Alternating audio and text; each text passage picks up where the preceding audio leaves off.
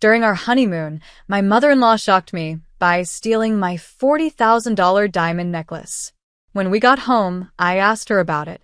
She got furious, slapped me hard, and pushed me against the wall. To my disbelief, my husband took her side. Heartbroken, I left the house, determined to get revenge. They didn't know I had a big surprise plan that would change everything. My name is Camille. I'm 31 years old and work as a software developer in Indianapolis. When I think about my life, I still remember the joy of my wedding day. I was full of hope and love for Nick, my college sweetheart. We had met in university, bonding over late-night study sessions and dreams for the future. I thought I had found my perfect partner. But as they say, life isn't always a fairy tale. Soon after we got married, things started to fall apart. The first signs were small, like a tiny crack that slowly grows into a disaster. The main issue? Nick's mother, Sabrina. Sabrina, a woman in her mid-60s, raised Nick alone and was very protective of him. I saw their closeness when we were dating. She would call him several times a day, asking where he was and seeking his opinion on everything. I thought it was just a quirky part of their relationship, something I could handle. Love is about compromise, right? But after we got married, her behavior went from quirky to controlling. Sabrina began criticizing everything I did, how I decorated our home, the meals I cooked, even small choices I made. One day, she showed up unannounced while I was trying a new recipe. "What are you cooking, Camille?" "That looks awful," she said, giving me a disgusted look like I was ruining a science experiment. "Just trying a new pasta dish, Sabrina," I said, keeping my voice steady. "Isn't it a bit too rich?" "You should stick to the basics," she replied, shaking her head. It became clear that Sabrina didn't just want to visit. She wanted to control every part of our lives. And my husband, Nick? He didn't see a problem. That's when I knew my happily ever after wasn't going to be as simple as I thought. I felt my face heat up with embarrassment, but I tried to brush it off. I kept telling myself, she means well. Even when her comments felt more hurtful than helpful, I convinced myself she was trying to help. But as the weeks turned into months, her visits became more frequent and less welcome. She would show up unannounced, using a spare key I didn't even know she had. I'd walk into the living room to find her moving the furniture around like it was her own house. "This will make the room feel more open," she'd say, waving off my concerns when I hesitated to agree. The tension between Sabrina and me kept growing, but Nick seemed completely unaware. Whenever I brought it up, he'd just shrug and say, "You know how my mom is. Just try to be patient." It was so frustrating. How could he not see how much her behavior was upsetting me? I felt like I was all alone, stuck in a situation where my feelings didn't matter. The love I had for Nick started to fade under the weight of my frustration and hurt. Then one day, Nick suggested we take a honeymoon trip to Miami Beach. He said it would be a chance to reconnect and take a break from all the chaos. For the first time in a while, I felt hopeful. A break from Sabrina was exactly what we needed. But my relief didn't last long. Sabrina insisted on coming with us. "Nick, I don't think that's a good idea," I said, trying not to sound too panicked. For the first time, Nick stood up to her. "Mom, this isn't a family trip. It's our honeymoon. Just Camille and me." I was shocked but relieved. Maybe there was hope for us after all. The trip went well, and when we got back, I felt closer to Nick than I had in months. I was excited to be home, thinking things might finally get better. But when I opened the door to our bedroom, my heart sank. The room was a mess. Clothes were scattered everywhere. Drawers were broken, and my diamond necklace, a $40,000 wedding gift from my mother, was gone. "Nick, come here," I screamed, my voice shaking. "What's wrong?" he said, running into the room. "My necklace is gone. Look at this mess. What happened here?" I said, pointing at the chaos. Nick's face turned pale as he looked around. "I don't know, this is so strange," he muttered, sounding confused and worried. Desperate, I turned to him. "Do you think it could have been—" "No, Camille," he interrupted, his tone defensive. "I can't believe my mom would do something like this." I swallowed hard, feeling a tight knot in my stomach. Deep down, a suspicion was growing, and I couldn't shake the feeling that Sabrina had something to do with this. I needed answers. That night, I couldn't sleep. I tossed and turned, thinking about the mess in our bedroom and the missing necklace. How could Sabrina betray me like this? The woman I once thought was just overbearing now seemed like someone I should fear. The next day, I decided to do something about it. I went to several jewelry stores, hoping to find any sign of my necklace. After hours of searching and almost giving up, I stumbled upon a small shop tucked away in a corner of the city. As I looked through the displays, my heart stopped. There it was, my diamond necklace, sparkling under the glass. "Excuse me," I called to the shopkeeper. "Can I see that necklace, please?" When I held it in my hands, it felt like the ground had shifted under me. I needed answers. "Can you show me the CCTV footage of when this necklace came in?" I asked, trying to keep my voice calm despite the storm of emotions inside me. The shopkeeper agreed, and we watched the footage together. My heart sank as I saw Sabrina, my mother-in-law, clearly handing over the necklace. I felt a rush of emotions, betrayal, anger, and disbelief. Furious, I rushed home, determined to confront her. When I reached the house, I found Sabrina already there, standing by the door with her arms crossed and a smug smile on her face. "What are you doing here, Camille? You look like you've seen a ghost," she said mockingly. "Don't play games with me, Sabrina." "I know what you did," I snapped, my voice firm even as my heart pounded. Her smile faltered for just a moment, and in that instant, I felt a surge of confidence. I had proof. But as I prepared to confront her, I realized I had no idea just how deep her betrayal went. Standing at the doorstep, I took a deep breath to steady myself. Sabrina's presence felt suffocating, and my anger was bubbling up like a volcano about to erupt. I never imagined confronting her would feel like this, like stepping onto a battlefield with everything at stake. "Camille, why are you staring at me like that? If you have something to say, just say it," Sabrina said, her voice dripping with mockery. "Enough with the games, Sabrina. I know you sold my diamond necklace," I said, my anger finally spilling over. I blurted out, my voice shaking with anger and disbelief. "I saw you on the security footage at the jewelry store." Sabrina's expression changed instantly. The smug look disappeared, replaced by anger. "How dare you accuse me of stealing?" she snapped, her voice rising. "You've always had a wild imagination, haven't you?" "I'm not imagining anything," I shot back, stepping closer. "You took something that doesn't belong to you, and it's time you admit it." Sabrina's eyes narrowed, and she stepped forward, invading my space. "You think you can come into my house and throw accusations at me? You're just jealous that I raised Nick alone, and that he still cares for me. You'll never be as important as his mother," she hissed, her words dripping with venom. "Being his wife doesn't mean I'm less important," I said, my heart pounding. "You need to understand that I'm part of this family too, but you act like I'm just an inconvenience." The need to defend myself overwhelmed me. I wasn't going to back down this time. Just then, Nick walked in, carrying a bag of groceries. He stopped in his tracks when he saw us, the tension thick in the air. He dropped the bag and rushed over. "What's going on? Why does it look like you two are about to kill each other?" "Sabrina has been lying to me, Nick. I know she sold my necklace, and I'm done pretending everything is fine," I said, my voice rising. I turned to him, desperate for him to believe me. "You need to trust me. I have proof." Nick looked back and forth between us, confusion all over his face. "Mom, is this true?" he asked, his voice shaking. "I didn't do anything," Sabrina said quickly, throwing her hands up. "Camille is just trying to stir up trouble because she can't handle that I'm still part of your life." Nick's gaze shifted between us. I could see the conflict in his eyes. "I need to hear this from both of you. What exactly happened?" he asked, trying to stay calm. I took a deep breath, my heart racing. "Nick, I found the necklace at a pawn shop. I have the footage. Your mother sold it while we were on our honeymoon," I said, the words tumbling out. Nick turned to Sabrina, who was now visibly nervous.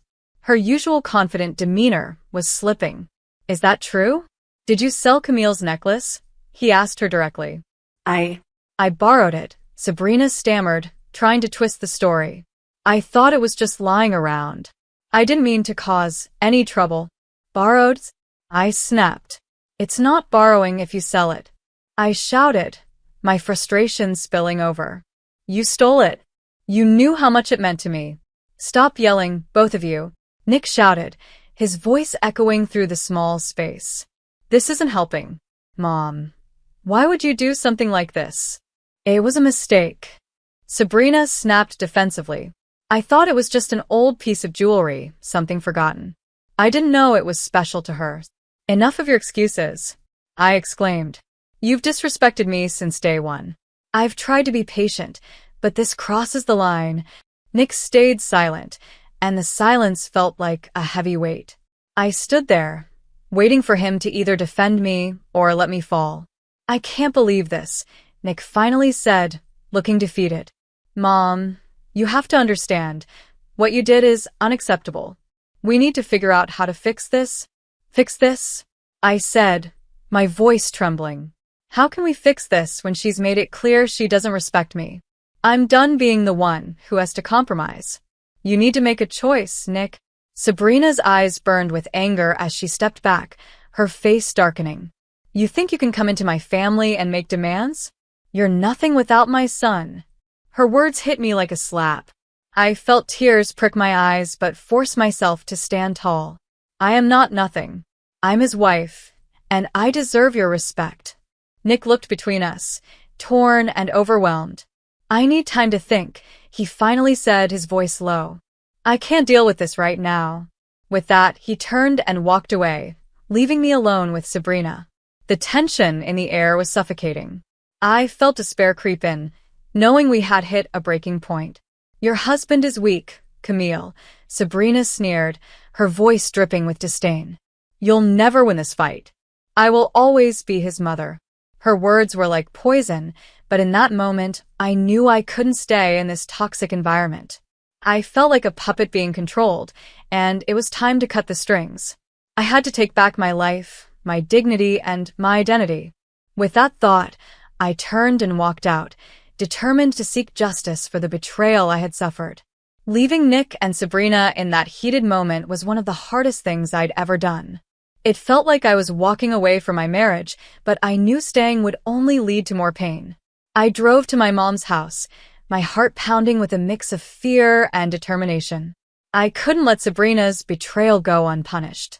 When I arrived, my mom was in the kitchen, humming as she made dinner. The comforting smell of her lasagna filled the air, and for a moment, I felt at ease. But the weight of everything that happened came crashing back when I told her about the day. Oh, sweetheart, I'm so sorry you're dealing with this, she said, her face full of concern. You deserve so much better. I need to do something about it, Mom, I said firmly. I can't just let her get away with this. I'm going to report her to the police. My mom nodded, her determination matching mine. If that's what you need to do, I'm here to support you. We'll gather whatever evidence you need. That night, we went through the footage from the jewelry store and wrote down everything that had happened. I documented my conversations with Nick, pointing out how dismissive he had been about Sabrina's behavior. For the first time in a while, I felt like I was taking back control of my life. The next day, I called the local police department and scheduled an appointment to report the theft. As I got ready for the meeting, I felt a swirl of emotions, nervousness, anger, but also a sense of purpose. I wasn't going to be the quiet wife who let others push her around anymore. At the police station, an officer welcomed me and took me into a small room to discuss the case. I showed him the footage of Sabrina selling the necklace and explained the situation. The officer listened carefully, nodding as I spoke. This is a serious matter, Miss Miller, he said, his tone calm and reassuring. Theft is not something we take lightly. We'll need to investigate further, but I promise we'll do everything we can to help you. Relief washed over me as I left the station. I had taken the first step toward justice, and it felt like a weight had been lifted from my shoulders. No matter how hard it got, I was determined to see this through. Over the next few days, the police worked on my case. They gathered evidence and contacted pawn shops in the area. They confirmed the sale of my necklace and uncovered other details that suggested Sabrina had a history of questionable behavior. One afternoon, as I sat at my mom's kitchen table, my phone rang. It was the officer I had spoken to earlier. "Miss Miller," he said, "we've gathered enough evidence to move forward with an arrest. Would you like to be present when we take your mother-in-law into custody?" I hesitated for a moment, feeling the weight of the situation. But then I remembered everything Sabrina had done, how she had hurt me, invaded my life, and disrespected my marriage. "Yes, I want to be there," I said firmly. The next day, I drove to the spot where the police planned to arrest Sabrina. My heart was racing, and anxiety bubbled inside me. I couldn't believe it had come to this. The woman who was supposed to support me was about to face the consequences of her actions. When the police arrived, they approached Sabrina as she was leaving her house. Her usual arrogance was gone. I watched from a distance, my heart pounding in my chest. "Sabrina Ellen, you are under arrest for theft," the officer announced. A surge of triumph swept through me. This was justice. As they handcuffed her and led her away, I stood there, watching her world fall apart. In that moment, I realized I was free from her control and the weight she had placed on my life. I wasn't a victim anymore. I was a survivor, ready to take back my life. The day Sabrina was arrested changed everything for me. I had faced her and taken control of my own story. After the police took her away, I felt a strange mix of emotions: relief, sadness, and empowerment. I knew I had done the right thing, but it still weighed heavily on me. In the days that followed, the legal process moved quickly. Sabrina faced serious theft charges, and I began to feel a sense of closure. But I also had to face the reality that my marriage to Nick was barely holding together. Nick reached out to me several times, asking to talk. I was hesitant, but knew we couldn't avoid the conversation forever. One evening, we agreed to meet at a coffee shop halfway between our homes. As I walked in, I felt both hope and dread. Could we save our relationship, or was it too late? "Camille, I'm so glad you agreed to meet," Nick said, his voice shaky as he sat down across from me. "I've been worried sick about you." "I've been worried about you too, Nick," I replied, keeping my tone steady. "But we need to talk about everything that's happened. You have to understand how much your mother's actions hurt me, and how your lack of support made it worse." Nick nodded, looking down at his coffee. "I know," he said quietly. "I can't believe she would do something like that. I should have stood up for you sooner." "I'm sorry," Nick said. "Sorry isn't enough, Nick," I replied, my voice rising slightly. "Your mother has caused so much damage, and I've lost trust in both of you. You need to decide whose side you're on." "I'm on your side, Camille." "I love you," he said, desperation clear in his voice.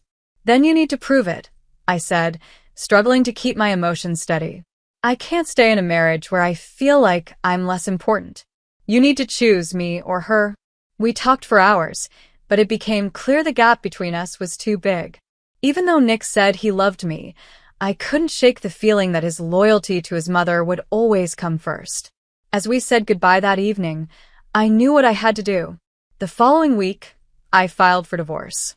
It was painful, but I felt lighter, like I had finally let go of a burden I had been carrying for too long. Sabrina's court date was set a few weeks later. When the day arrived, I felt a mix of nerves and determination.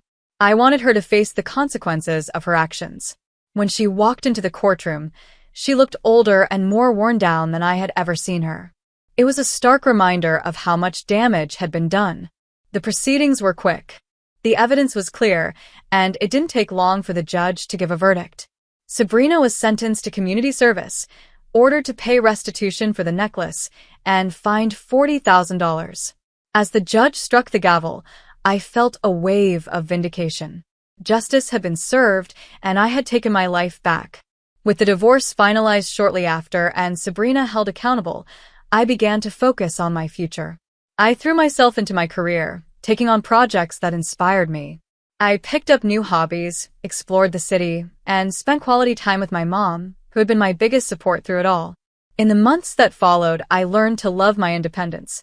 I found strength in standing on my own and started to rebuild my life on my terms. I reflected on the lessons I had learned about trust, self-respect, and the importance of standing up for myself. One evening, as I sat in my apartment sipping a glass of wine and watching the sunset over the city, I felt a deep sense of peace. I was no longer tied to the toxic relationships of my past. I had turned the page and was ready to start a bright new chapter, full of hope and possibilities. I had faced betrayal, fought for justice, and reclaimed my life. Now I was finally free,